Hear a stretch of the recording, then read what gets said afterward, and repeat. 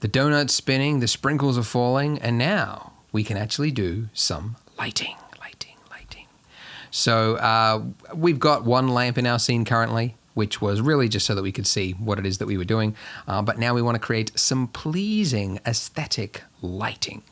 So first of all, I'm going to split my view just by clicking and dragging from the top right-hand corner.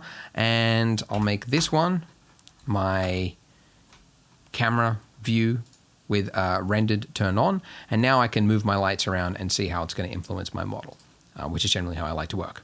Okay, so how to create good lighting, okay? That is a very complicated question because it obviously depends on what it is you're trying to do. If you wanted to create nice, aesthetically pleasing lighting, but you had it coming from underneath your object, you've probably failed, right? However, if you wanted to make a creepy looking donut, right, then this would be appropriate. You can do a lot of things with lighting, right? You could put the lamp behind your object, and now it's like this sort of like holy, like, oh, like this, what was that movie? The 20th Century Odyssey, Space Odyssey, whatever it is. It's like this, like it's in space. I don't know what I'm talking about. Anyways, you can do a lot, right? If you want to create aesthetically pleasing lighting, you want to figure out like what does that actually mean? So first of all, in this case, we want to be able to see our object, okay? So we've got to make sure that, you know, for one, that we've got lights and that they are bright enough to see things with. But then beyond that, we want to make sure that we can actually understand what it is that we're looking for. And that, I would say, is probably the primary purpose of lighting. It's to reveal form, okay? Now, because if for example, I had my light like right behind my camera, okay? I can see my object, right? I know what I'm looking at, yet I'm not seeing a lot of information. It's very hard for me to understand visually the shape and the form of what I'm looking at because we've essentially created flash photography. It's why flash photography looks so terrible because with the light coming just from behind the camera, there's no shadow. So another way to put that, shadow is your friend. You want to use light to put shadow in certain areas so that you can understand the form of the object. So generally, that usually means putting it from the top direction, either the left side or the right-hand side. And the reason for that is, well, we're on Earth and the sky and the sun are above us. So things that are lit from the top generally look normal. Things that are lit from underneath generally look creepy and weird. I actually did I invest trying to figure out the psychology of why that is. And I believe it's just like we're just wired to see that and understand that better. And then why is it on the left and right? I mean, you could put it like dead center, but then you're not seeing the form in the horizontal axes, right? You're only seeing it vertically. Like we're seeing the form, you know, this direction. I don't know, why is it doing that? Anyways, but not the other ways. So anyways, it's usually to the left or right. And in this case, the donut's facing to the left. So I'm going to position my main light there. Okay, now the other choice you have with lighting is the sharpness of your shadows. Okay, so let me zoom in right here. Okay, and if I play with the radius of my lamp here, if I turn this radius all the way down, watch what happens to my shadows. Okay, you can see that they now look, it almost looks like sunlight, right? Because the size of my lamp is so small. It's like the difference between like if you are sitting next to a window or you are sitting next to like a LED flashlight or something, right? Like the difference in the shadow quality on your face, right? The big window is going to look really smooth lighting. You're not really even going to see shadows potentially, but the LED, you're going to see really harsh shadows. Whereas if I make this really, really big, you can see it's almost like it's overcast lighting, right? You almost lose all your shadows. And in fact, you would eventually if you made it big enough, right?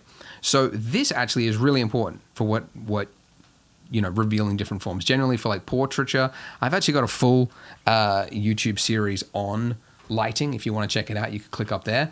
But yeah, it goes over like the size of your lamp and, you know, if you're doing portraiture, what sort of things do you want to highlight or reveal? But yeah, it goes into a lot. But for something like this, you know, there's not really too much detail we're trying to show except for maybe the sprinkles.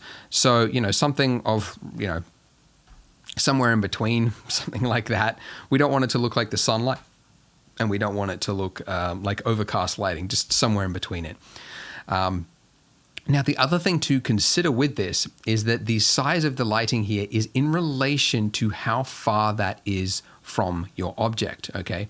Because if I've got this lighting, which looks, relatively smooth and soft, if I was to take that lamp and move it all the way over there, and when I do that, I would have to increase the size, the amount of my lighting so that I can actually see things.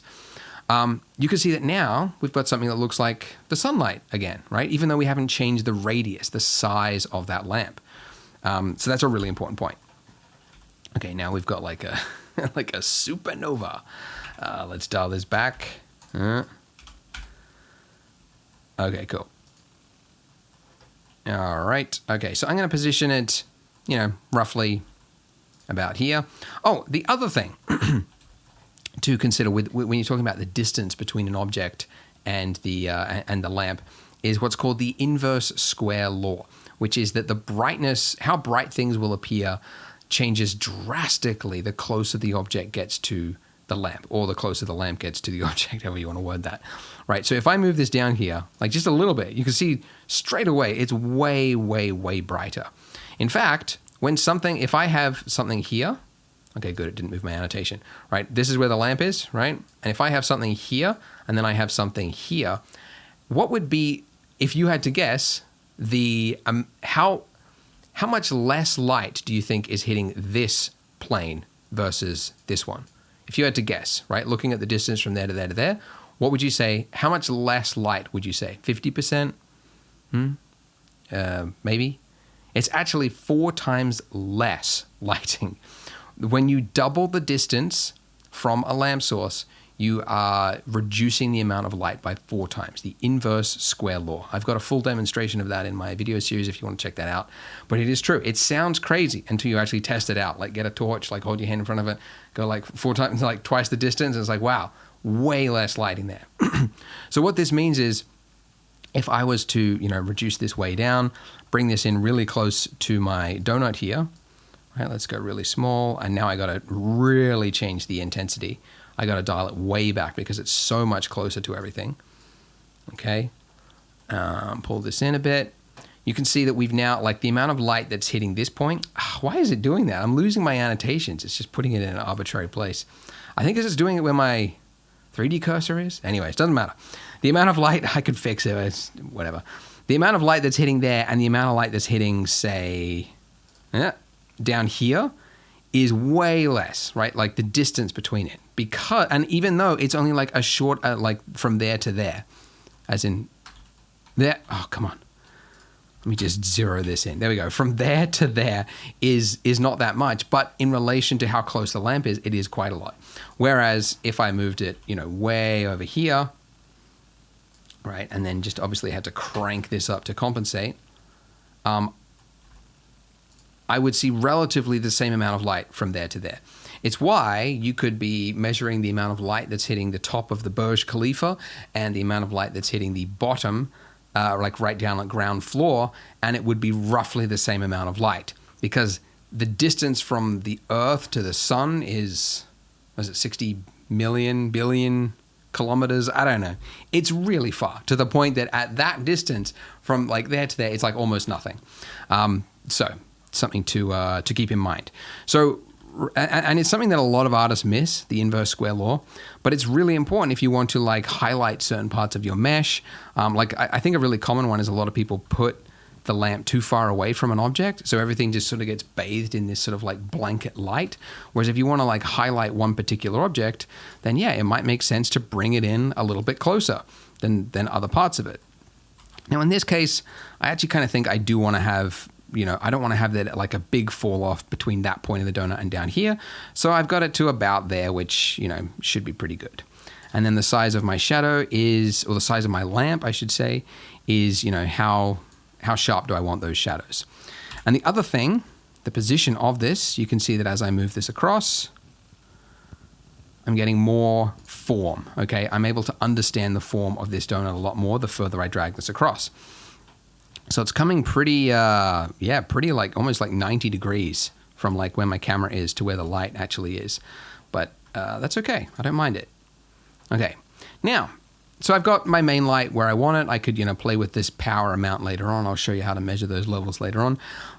But the next thing you want to do in this case is like, okay, so I've got light that looks okay, but now on this side, this is like really dark, right? I don't like the shadow. So that's why a lot of artists start like, just putting the light down here or like right behind the camera so that they can see everything. You don't want to do that. Instead, you want to have something to fill in that area. So I'm duplicating my lamp with Shift D. I'll position it down here. So it's basically like diagonally opposite, right? And then this one, I'm going to make this more of a fill. And then the power of this, I'm going to drag this way back. When you never want to have like more than like two lamps sort of fighting for each other, right? Like if they had the same amount of light, whoops, let's go back here. If they had the same amount of light, it's like you've almost just recreated the same flash problem, right? You're just sort of flattening everything out. You want to have shadow, but you don't want there to be that much shadow. So this is what is often called a fill light. The primary purpose is not to reveal form or anything like that. It's basically just to fill in the shadow and make the shadow not so dark. And that's really all we're doing. So it's just right about there. Now, something else to consider with Blender is that by default in your world settings, so this is your environmental settings here, world properties, you've got by default actually some light coming in from the world. So if I hide my lamp here and just have a look at my scene, you can see that I can still see things, right? It's because it's being lit by this gray amount, which is not zero. If I made this totally black, then you can see what would happen if there is absolutely zero light. And sometimes you actually do want a little bit of light, like kind of like the thing with environmental light is that it is coming in from all directions, right? There is no direction to this. It's kind of fake looking, but it might, if you're going for this sort of stylized look, you can sort of break the real world physics perhaps. The problem is it just sort of fills in everything. It fills in shadow. You have less control over it. So I generally recommend just setting the environment light to 0. Okay. Now you might also think like, oh, but wait, aren't we trying to make the background like a pink color? Aren't we going to do that? You wouldn't do it here. You could cheat, do some stuff in the shaders to only make the thing here. Because if you do it here, you can see it's also coloring everything pink. So we're going to do it as a post effect when we do compositing. I'll show you how to do it. But basically for our lighting, we're just going to make it 0. So we're only going to be lit by the light that we actually choose to place in our scene. Okay. Cool. Now, whilst we're also here playing with this, there's something else to consider with lighting, and that is your post-processing or your color correction. Because although we are dealing with light, and light is pretty uniform, the way it's displayed on a screen and how it's going to be displayed in a final render can influence how something looks. And by default, if we go to our render properties here, we've got color management down here. And this is something Blender users will be familiar with, but everyone else doesn't know. By default, you get a look, which is set to none. But none is the default, which is medium contrast. Okay, so it's sort of like a mid-level. And in my opinion, it's pretty washed out. It's good if you were maybe doing some grading in third-party software or something, but still, if you were really professional, you wouldn't be using this. You'd be using Aces or something. But for something that you want to export and like just to create like a final nice looking image, I generally use high or medium high contrast. And since this is a exaggerated looking image, I think I actually went for very high contrast, which you might think like, yuck. Like, no, for starters, this is actually handled really well, this look here. This isn't just doing some crappy little like contrast boost or something like that. This is a proper S curve, S-log, like it's like the equivalent of if you just did this, like use curves and then did this. It's roughly that. Oh, I've done a terrible job there. But it's doing a better job than I'm doing right now, basically. But it's doing it proper. So it was done by a guy who knows what he's doing. Troy Sobotka developed it, and I generally... I would use medium, high, or high contrast for most renders that I do. And when you do it, you can see like this is how it looks before, washed out, kind of gray, high contrast, just everything just pops. starts to boost a little bit, and that'll influence your lighting because now you're like, okay, I don't need as much lighting, or I need more or less or something like that. Okay, so that's all good. It's looking great. Now, when it comes to the strength of your light, by the way, your monitor, your screen right now will be different to my screen and anybody else's screen. We've all got different brightnesses. Some people are looking on their phone, and all of that will play a role in how you think your lighting should be. So how can you standardize it and make sure that the lighting you've got is actually correct and, it could be displayed on other people's devices? First of all, I would recommend getting one of these, which is a Spider. It's a color correction tool. It basically, you put it on your monitor and it'll read the colors and then it will correct it for you and set it to the right amount. Yeah, it's expensive. It's like $400 or something like that. But if you're really good, if you're really concerned and you want to make good looking images, long term, you might, if you're just getting started, forget that. But if you're really serious, I would recommend getting one of those. But something else you can do instead is to use, underneath View Transform, if you change it from Filmic to False Color, what this will do is it will change it to what looks like sort of like a heat map reading of your scene. And it's showing you the amount of exposure that it is reading on your objects. Okay, so the red and yellow, as you can imagine, that's like it's getting hot. Okay, if you were to increase your exposure range here, you can see what's going to happen. If I go all the way, and I went way too exposed, once you've hit white, that means you have actually lost information. You can't get that information back, basically. So you never want to have white appear anywhere unless it was like maybe a couple of reflections or something. But you generally want to have values somewhere around this, right? You've got some red, you've got some oranges and some yellows, something like that. So now when I switch back to Filmic, it should look pretty good. It might look a little bit too much, so I might just dial it back a little bit or something like that. Now, this exposure, by the way, I should explain, there is no difference between changing this exposure value here and then, setting the exposure value down and then increasing this, right?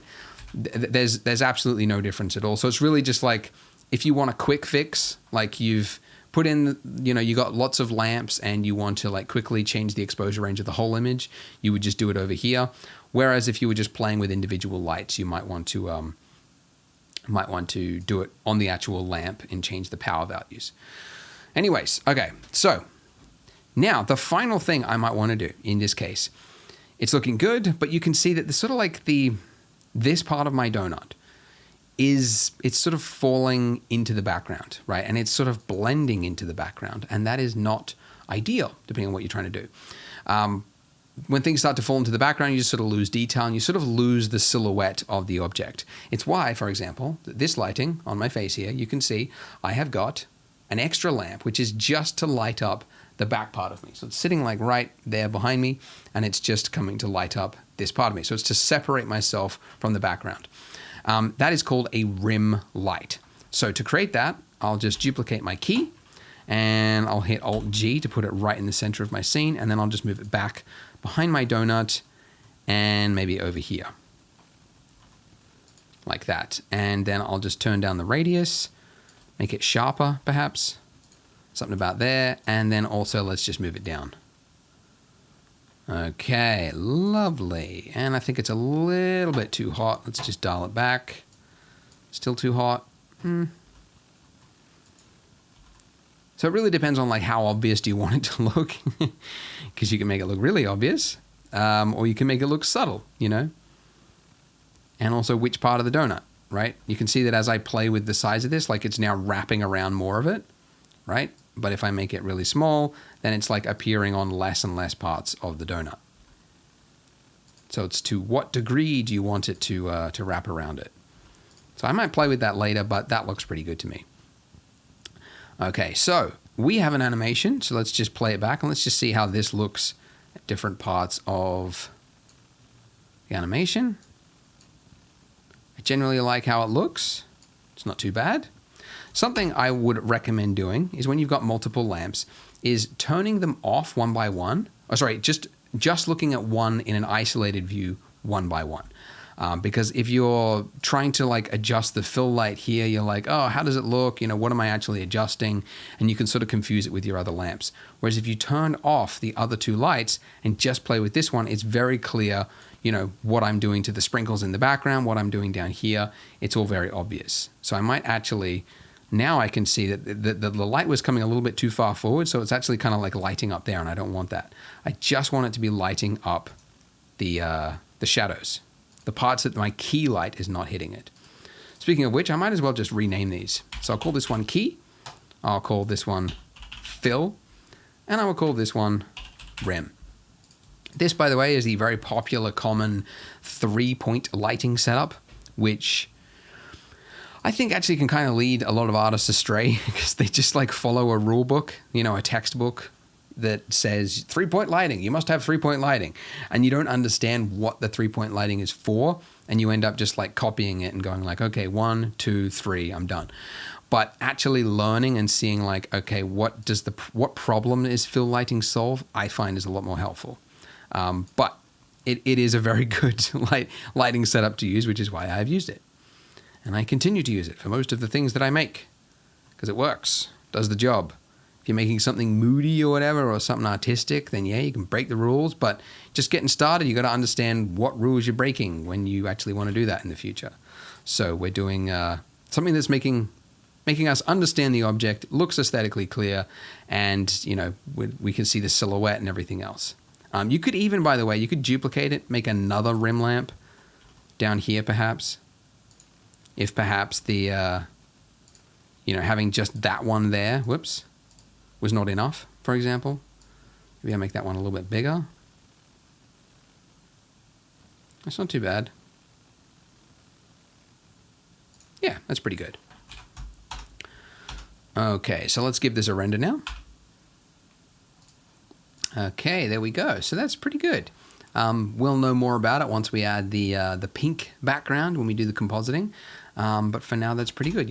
I just realized my camera should probably be a little bit closer, or maybe zoomed in a little bit better, just so that it actually fills the frame a little bit better than it is currently. Maybe down a little bit. Okay, cool. So that's the other thing to check is how does it look at various points in your animation. So I actually learned, I think it was at Pixar, they do when they're doing an animation, before they render a full sequence, because once you render, hundreds of frames, that's very costly to do. Before they render a full shot, they render the first frame, then they render the last frame, which would make more sense if this wasn't a loop, and then the middle frame. So they render those 3 frames, and that is kind of like an easy way to quickly spot problems in how things will look in lighting or issues with the render or something like that. So you can see sort of playing through it, you get different looks. Now it doesn't look particularly good right here. Do I want to play with it? That's the other thing with light is you get reflections, and sometimes those reflections look a little unpleasing. That looks a little gaudy, looks kind of like a hard plastic or something. I don't know. I mean, if you really knew what you were doing, you could animate the lights so that they matched the donut and worked in your favor. But yeah, I think this is a little it's a little bit too bright. So I'm just going to dial that one back. Oh wait, I think I just adjusted my rim light. Aha, there we go. That's why. So key light. Yeah, that was the one I hadn't finished checking, was it? So I had the fill, that's good. The rim, that's good. And then the key. Fill, rim. Great. So that's sort of how I approach lighting. Okay. And I would say the biggest flaw that a lot of artists have when it comes to lighting is, one, they try to erase all shadow. They're afraid of shadow. They think shadow looks ugly. I get it. It can look ugly, but that's the whole point of having a fill light, but not too overpowering of a fill light. You can see it's just sort of creating just like a subtle, it's like on a set, they'll have like the main light source and then they'll have a guy holding a white card, and it's just to bounce the light so that it fills in those shadows. That's all it's doing. The shadows should still be very obvious, but the fill light is there just to sort of make it so it's not complete darkness, basically. So that is one key problem. And then the other key problem is that I see all the time is it's just too dark, right? A lot of renders, particularly like environment renders, people that are making a scene that's at nighttime or something, they just won't use enough light. Or even something like this, just the lights just won't be hot enough, which is why I really recommend everybody uses the false color view, and just make sure that you've got, your highlights is in the red zone perhaps, and then most of your donut or your area is going to be in the yellow to this greenish color here. Not the aqua, very confusing. I know that they're like right next to each other. It used to be worse. I actually gave feedback to Troy who sort of changed it from these colors used to be identical. But yeah, this color is like one stop over. This color is one stop under. And then this middle one here is like, that's the exposure 0, basically. So yeah, the blue parts are underexposed, which is okay for shadow. And then you get like really underexposed. It's like dark blue, I guess. Anyways. But yeah, use false color, and you should ensure that you don't end up with something that is too dark. We might play with our lighting later on once we have got the background and everything else. But for now, this is solid. It's solid enough. One minor thing also is the sprinkles are also being empowered by the lighting. And there's not really a way around that. Blender doesn't have light groups yet. Cycles doesn't have light groups. So it's, you could get around it by throwing it in another scene, but that's really complicated and I wouldn't recommend it. So, it's not too bad. In fact, I find generally most of the time it works because it then just feels more realistic. You don't have light that's hitting one object and not another. That's not possible in the real world. So it's not that much of a hindrance until you get really into the pro level ArcViz or something. But yeah, anyways, that's where we're at. So that'll do us. So click here on your screen and join me in the next part. I'll see you there.